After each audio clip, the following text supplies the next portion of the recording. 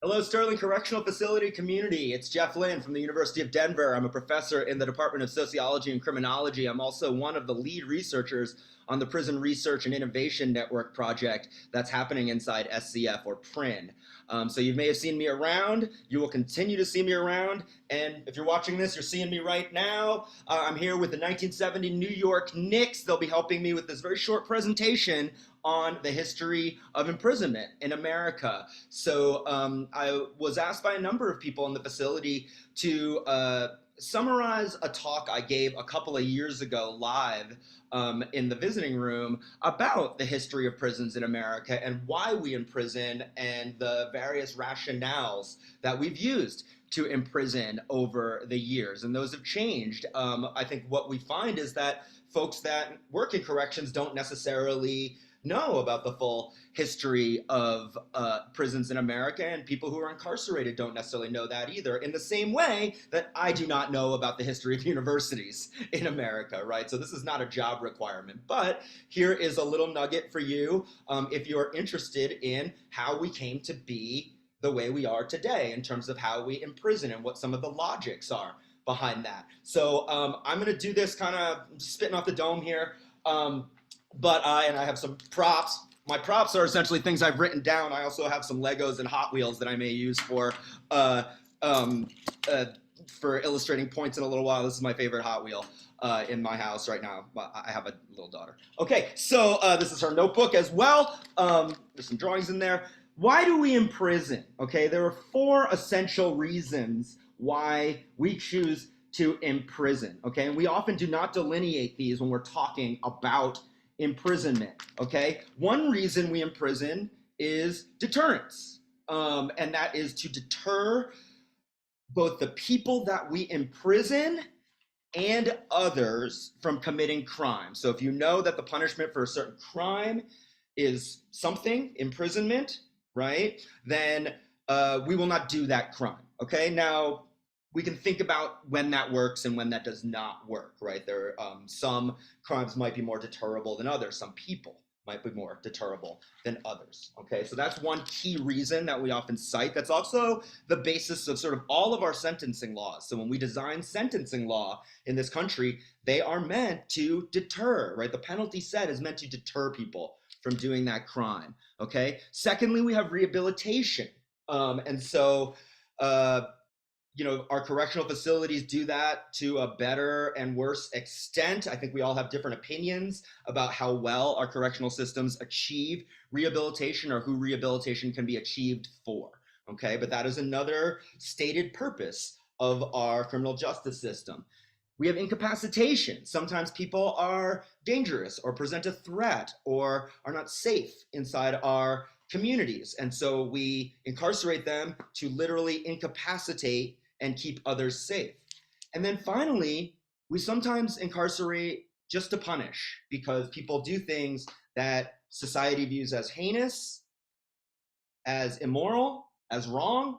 And even if we don't believe that incarceration is going to deter or rehabilitate, right, we can at least incapacitate and punish those who may be deserving of such. Okay, so I want to just lay those out as our key purposes of punishment. And the reason I do that is I would like us all to think about them in concert, right?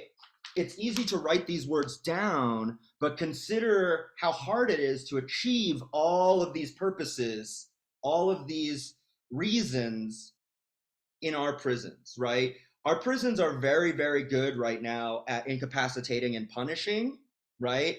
And I'll show you some, I'll illustrate some numbers on that.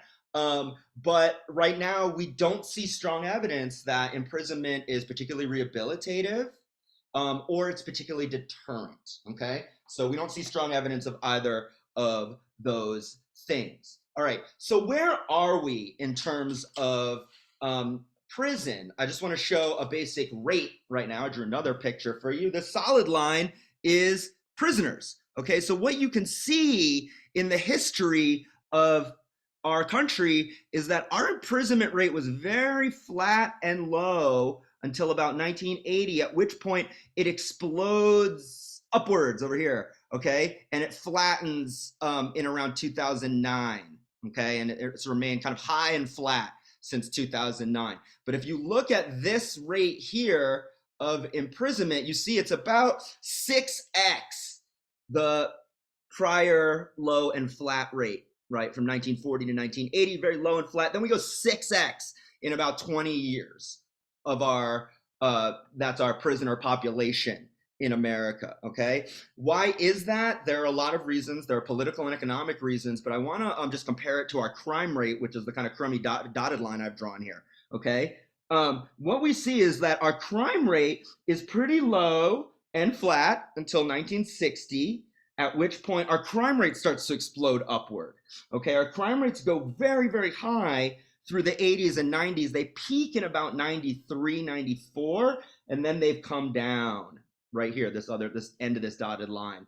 Now, the reason I draw this here, this arrow, is I want us to imagine what it feels like to be in 1985 or 1990 or 1993 when the crime rate is peaking, right? We don't know at that point that the crime rate is going to come down again, right?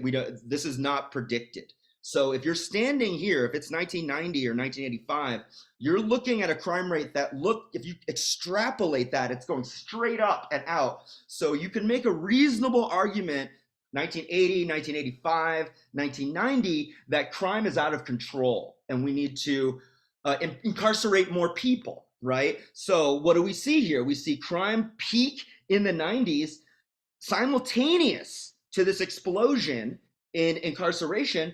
And then as our incarceration rate hits this very high point, our crime rates come down, right? So just from this, you might conclude that imprisonment worked. Imprisonment drove down crime rates. Now, I can't go through all the research for that now, but that's not true. Imprisonment, what advanced analyses around this show is that imprisonment is responsible for some drop in the crime rate. If you lock up this many people, your crime rate is just going to come down. It doesn't matter sort of what society, what time it is. But most advanced analyses will show that or suggest that imprisonment is responsible for at most maybe 15% in the reduction of crime from 1993-ish to present, which means we would have got most of that reduction for free, okay? The conclusion that most correctional scholars will draw about mass incarceration today is that it has been minimally effectual in driving down crime. It's been effective at other things, right?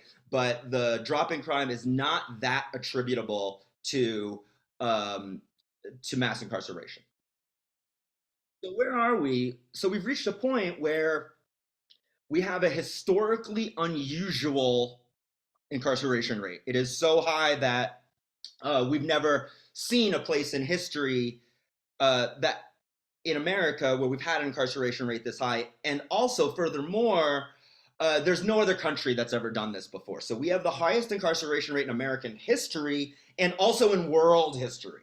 Okay, so if we look at, if we consider, I got some Legos here. If we consider this, 1, 2, 3, 4, I'll do 7 of these. Okay, if we consider this as America's current incarceration rate, these 7 Legos, okay, this is the most in the world. All right, Russia, who we often view as a very totalitarian society and we're having some issues with right now, is actually about that much, right? So we're 2 Legos more than Russia, okay? We're actually about 4 Legos more than South Africa, okay? And we are 5 Legos more than Mexico, Turkey, Saudi Arabia, Algeria, Uzbekistan, okay? And when we get down to the 1 and 2 Lego level, where these countries that have very, very low incarceration rates, what actually is interesting is the countries with the lowest incarceration rates in the world are actually the countries we would say are most like us. Canada, Japan, the UK, Australia, France, Italy, right? These countries have incarceration rates that are about 1/7 of America's current incarceration rate. And here's what's interesting. If we go back to when our incarceration rate was low before it started exploding, we were about at the level of those countries, right? Of those countries we would say are most like us, all right? So we had a very typical incarceration rate for a Western democracy until about 1980, and then we sort of went on our own, right? So we went on this crazy kind of on ramp of incarceration starting in 1980. I'm trying to get this whole Lego ramp, Hot Wheels ramp in here. I think we'll use my guitar here to hold it up. Because it gets so high, the incarceration rate, that I need my guitar to hold it up, right? And so, what I want to illustrate about this is the on-ramping process, okay, of incarceration, right, involves both a growth in prisoners and staff and facilities, right? But it's also a cultural change, a political change, an economic change. How much money does it take to go from an incarceration rate of 200 per 100,000 to 700 per 100,000, right? Think of all the parties and institutions that are changing as we move up this rate, okay? So, we're going from a relatively small number of incarceral facilities in 1970, 1975 to the most in the world by rate by, 1990 or so. So think of how much change is happening, right? Think of everywhere you've ever worked, your family, your friends. If those groups grew from, X to 6X, how much change would that entail on everyone's part, right? So I want to think about the organizational change, the politics that shift, the economics that shift around this. What I'm really saying is that mass incarceration is a social, economic, and political experiment in this country that we've never seen before in the world, okay? And I'm not saying that you have to support it or not support it, just saying these are the facts, right? That we are doing something that no one has ever really done before, and we've never done before, and we've been figuring it out for 40 years, right? And you are, if you're listening to this, you are somehow attached to that system now, okay? So, did crime rates drive the prison boom? As I said, they had an effect, right? So if you look at this and you just looked at the numbers, you might say, actually, crime rates drove the prison boom, and then prison worked. It drove down crime. As I said, most analyses do not conclude that. Most statistical and sociological and criminological analyses will not conclude that today. A lot of things drove down crime, okay? And that's for another lecture. But incarceration is a share, but it's not everything. What the truth is now politically, whether you're a Republican, a Democrat, a moderate, apolitical, doesn't matter, right? But what we say today, what we know today, is that high crime rates actually set the stage for the prison boom. So again, if you're living in this low crime time through the mid-century, and then crime explodes upward in the 60s and 70s, right? Crime becomes a political object that the Republican Party mainly capitalized on, but the Democratic Party also went along with.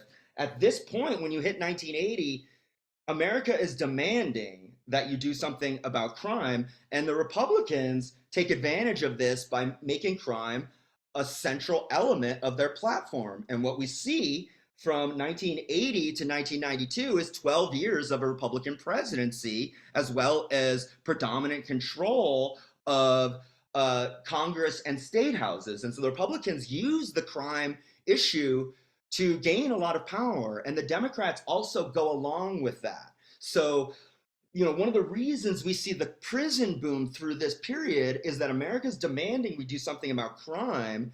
Crime sets the stage for this massive political change that drives up incarceration, that the Republican Party takes advantage of, that the Democratic Party is forced to go along with and also takes advantage of, right, in order to maintain the power that they have, right? Politics is a power game. And so you have essentially both parties supporting policies that drive this up, okay? And when the parties agree, stuff happens. We know that. So what did they agree on? There are a few different statutory changes I just want to quickly review here, okay? One is determinate sentencing. So almost, anyone listening to this, if you are an incarcerated person, you were probably sentenced, in a determinate sentencing scheme. Now, prior to the 1970s, most states did not use determinate sentencing. Judges had a lot of leeway. Judges and juries had leeway in terms of sentencing. They could consider all these different factors in your life, right? But starting in the 1970s, as these crime rates are very high and America's freaking out about crime, you actually have the parties, Republicans and Democrats, come together on the issue of determinate sentencing, indeterminate sentencing at the time. Republicans opposed indeterminate sentencing, giving judges too much leeway, because Republicans thought it was soft on crime, that judges would be giving out these kind of lenient sentences, right? Democrats also opposed indeterminate sentencing because they thought that judges could be biased in delivering those sentences. So the parties had different reasons for wanting to move from an indeterminate sentencing scheme to a determinate sentencing scheme, which is that grid system that people are sentenced under now, where you kind of have prior criminal history, current offense, they meet in a box and there's a suggested sentence in there, and the judge or jury actually has to justify a departure from that suggested sentence. So actually this determinate grid is what drives a lot of our sentencing now, right? And that's one of the key factors that's driven up our prison population, is judges cannot depart from those sentences anymore and deliver more lenient ones, right? And so people are staying in prison for longer, and that's one of the key factors that drove up the prison boom. Parole is another area where the parties came together in this time, in the late 1970s. So prior to that, parole was really seen as a rehabilitative opportunity for people to have a chance in the community, and parole boards were more inclined to parole people and give them a chance, right? However, the two parties came together in the late 1970s, and the Republicans basically said, that's too soft on crime, right? We need people to serve more of their sentences before they go out on parole. And the Democrats, like with determinate sentencing, said, hey, like, parole decision making can be biased. So we would rather make a more structured mandatory parole system, right? Which is kind of what we operate in today. And so these ideas of MRD, PED in SCF, those are emergent from that structured parole system that both parties supported, right? So on the front end, with indeterminate to determinate sentencing, and on the back end, with discretionary parole, we put more people in prison and kept more people in prison. And so what does that lead to?